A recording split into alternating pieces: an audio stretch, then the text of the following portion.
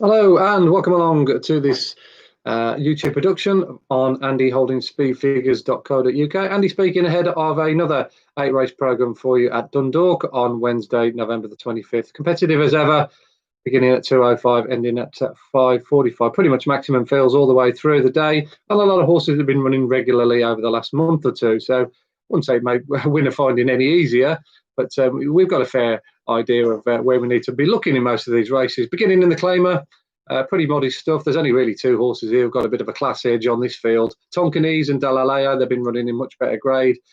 They've pretty much been priced up accordingly, or certainly Tonkinese has, ran about 6-4 this morning. Certainly a worthy favourite. Good fifth last time out, a massively competitive handicap behind Pure Nature.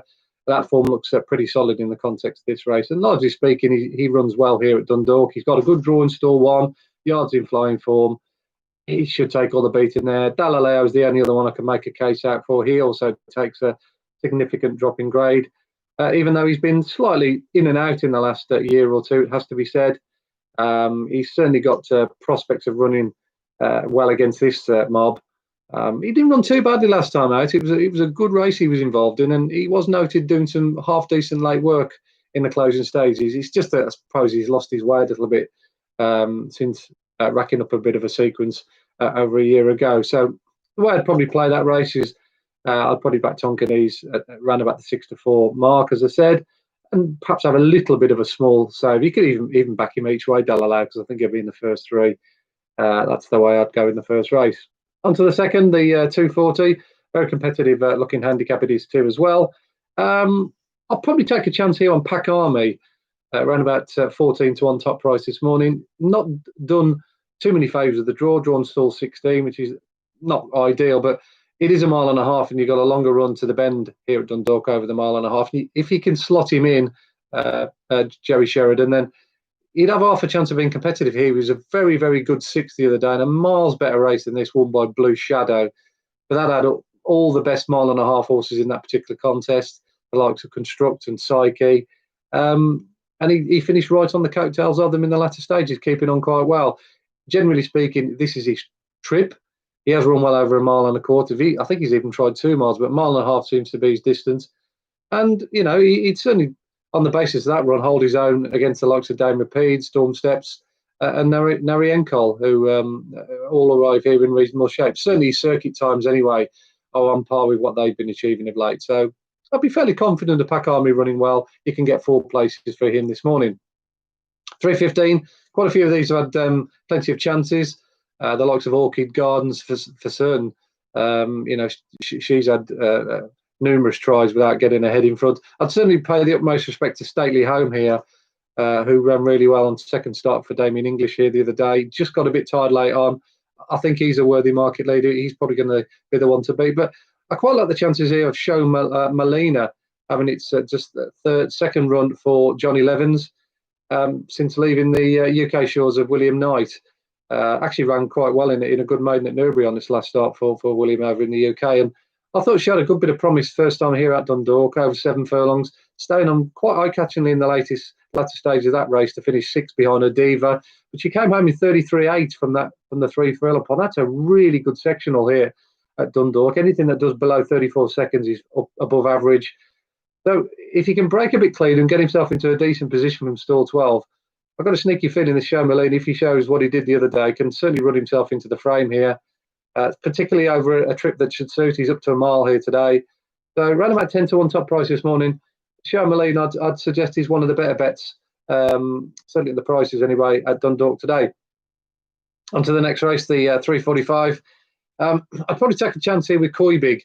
He comes out quite well in the figures based on his run here the other day behind What Harm. That race is already beginning to work out well. That's one of the better sort of 7 furlong handicaps of this level I've got recently. Now, he does take a drop in grade here. He goes from sort of like that 0 to 80 class into 0 to 70 class. And I think his quality can shine through. You know, he's got plenty of back class here at this track. So yeah, I think he's got a reasonably each way chance. Been priced up 9-1 this morning. That doesn't look a bad price. Certainly give a chance to never back down. Always runs well in these kind of events, but he never wins. That's a problem with him. Time and Money comes out well on our figures, but just runs with his head in the air half the time. I'm not sure about his head carriage. So I'd say Jack Berryhouse is probably a worthy favourite, although still 10 is a little bit of concern again. He hasn't been done too many favours with the draw, Jack Berry House, which is a bit of a concern for him. But he is, of course, a distance winner, and his time figures are good. So, in short, I'd probably go with Koi Big each way there. The 4:15, Como Wood is probably the one I'd go with here. He was a good fourth the other day behind Emphatic in a reasonably good time figure race. St George's Head, who was third, has won since and was a bit unlucky from a bad draw the other day out of that particular race. He's got a good draw here today. So I'd suggest perhaps Como Wood each way around about 7-1 in what looks a wide open race. The 4:45 is an absolute nightmare. I haven't got a strong view either way there. Sort of 5-6-1 the field almost, and our figures don't really guide you down any path in particular. Style Dome in the 5:15, he looks the good one there. Absolutely bolted up here last time out. They stepped him up to a mile and stuck the headgear on, and he was an absolute revelation. Travel like a Mustang through that race. Never looked in any doubt. And if he's in the same kind of form, I'd expect him to win again, albeit he's dropping back down to 7 furlongs here today. Top price 7-4 for him this morning. Doesn't look too bad. And in the final race, I'd probably play 2 against the field here. I would have gone with Tia Connell if he would have been drawn better, but he's got stall 30. This horse has been the most unluckiest horse I can remember over recent times. Every single time it ships up here, he gets drawn in double figures.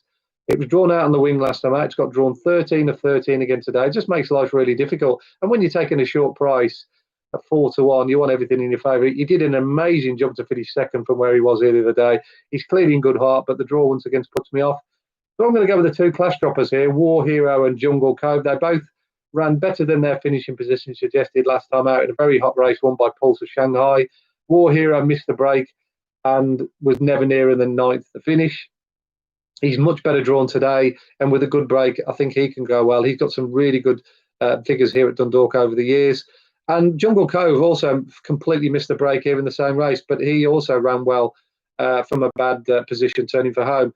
He'd also been previously placed in a very hot race on the figures here the time before. He's a sweet traveller, and he's got the blinkers on to replace the visor that he's had on for the last 2 starts. So despite the draw 10, I do think Jungle Cove will go well at price. So top price 13-2 War Hero, and you can get 14-1 for Jungle Cove. Those would be my 2 against the field in the final race. Okay, thanks so much for tuning in to this edition of the Irish Racing Podcast and holdyspeedfigures.co.uk.